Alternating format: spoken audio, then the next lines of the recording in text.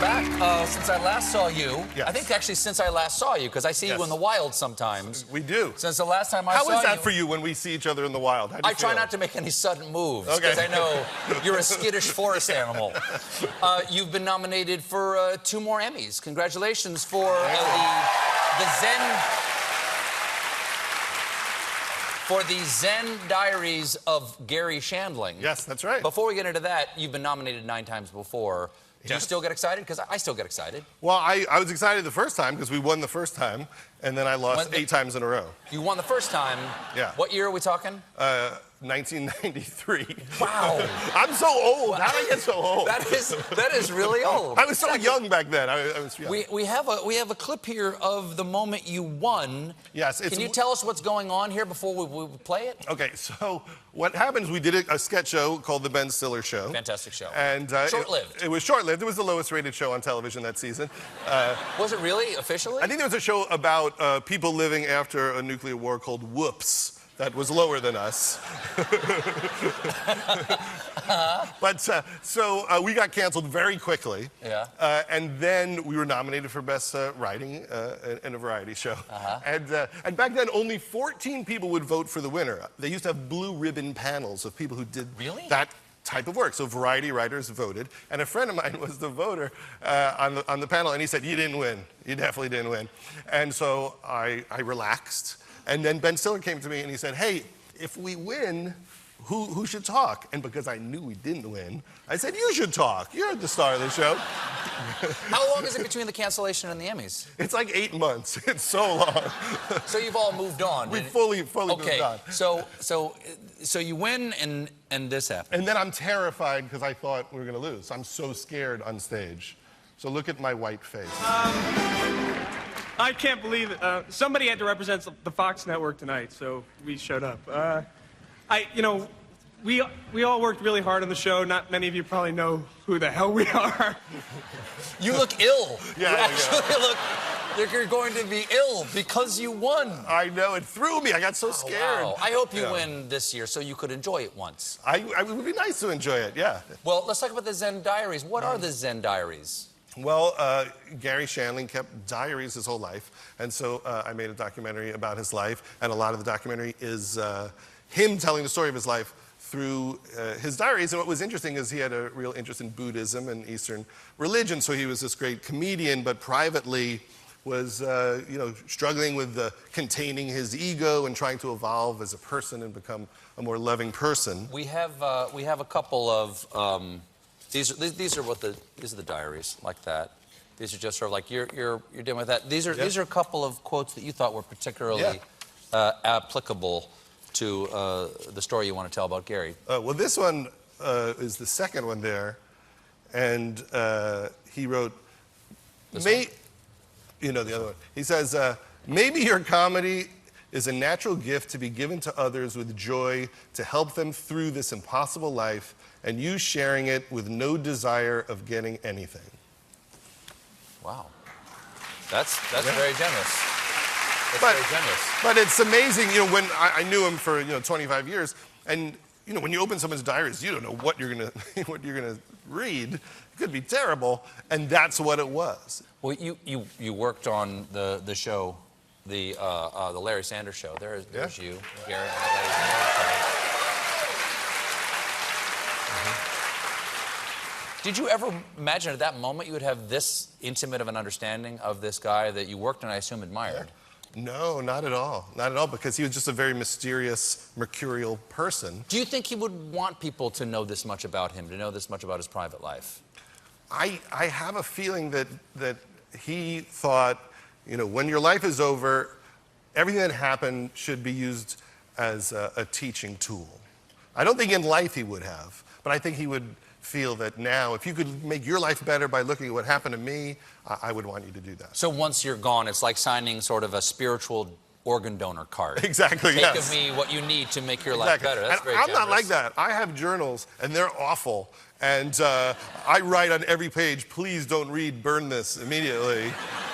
I don't want anyone to look at any of it. Now that you're much, much older. Yeah. And And you're, you've had much more experience with late night TV. Do you think you guys got it right with the Larry Sanders Show? Do you think you guys were close? I don't know. You're doing it. What do you think? It's nothing like that. There are no fragile egos to be coddled at all. What did you relate to about Gary's story when you watched the documentary? Oh, I'm looking forward to it. I really am. See? I'm really looking forward to it. See, now that's a Larry Sanders moment right there. Oh, is it really? Because no talk show host would ever admit he didn't watch the products. You're the most honest talk show host I've ever met.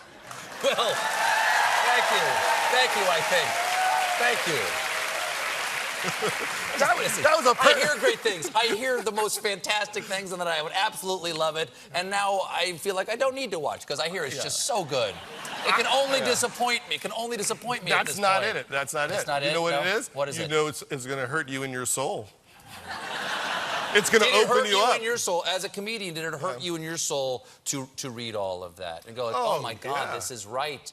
And I do not offer myself up for nothing in exchange to make other people's lives better. I am a failure at the aspiration that he writes in these journals. Just ask a question. Seriously, did you? I was inspired by what he was trying to accomplish as a person, because he really liked to mentor people and be there for other people, and he was a very sensitive man, also. But I was very moved by the fact that that's what he cared about above everything. Was how can I be a better person? And you don't hear that much from this administration. No, you don't. I'd rather have Gary Shandling as president of the United States. I've seen Judd Apatow comedies. We've all enjoyed them. When is there going to be a Judd Apatow action movie? An action? Does anyone want that? Sure. An action Apatow. I don't know if it's my move. I once, just because it's a Mission Impossible weekend, I did once have a meeting with Tom Cruise. Wow. I have not had one of those. And it was... he's a very, very nice man. I got asked to meet him. He was looking to potentially do not an action movie, a romantic comedy. And we were shooting Knocked Up in 2006. And I said to Seth Rogen, I have a meeting with Tom Cruise. You have to come with me. And no one knew who Seth was. He wasn't famous. He was just like a dude with me. And so I said, someone needs to witness this. So we're talking to him, and I don't know how it came up, but it usually comes up with Seth, where he starts talking about marijuana and pornography. Marijuana and pornography? Yeah, those two subjects. Sure. And he starts talking about watching adult films on the internet. And Tom Cruise goes, what? Wait, you're saying there's adult films on the internet? And Seth's like, yeah, there's all these movies on these websites. And Tom Cruise like, wait a second, you're saying if I go on the computer, on the World Wide Web, the information superhighway, there are people having sex on this highway? Yeah, I watch all the time, it's great. Everybody does it, it's not a big deal anymore. So anyway, no movie was made. That's the movie I want to see. Tom Cruise discovering internet porn. I don't think he was for it, and I think he was telling the truth. Think he was telling the truth. He wasn't like, what? What is this? It's hard to know. I mean, he was being very polite, but I think I assume he was against it and being polite. But who knows? Sure. We'll never know. He's a very good actor. Exactly. And he runs so fast. He runs with such intensity. Yeah. How do you run? How do I run? Yeah. Would you like to see me run? Yeah. Sure. All right.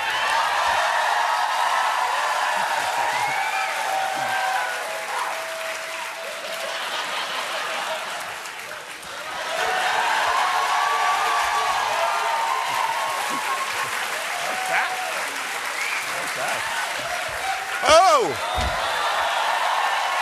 Yeah. That's good. I do my own stunts. All right, let's see you run. Oh no. You have to run. Intense.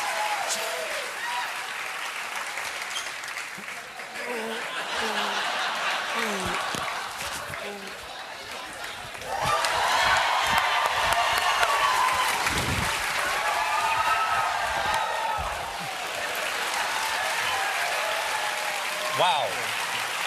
That's a thrill ride. That's a summer thrill ride. I could be in it.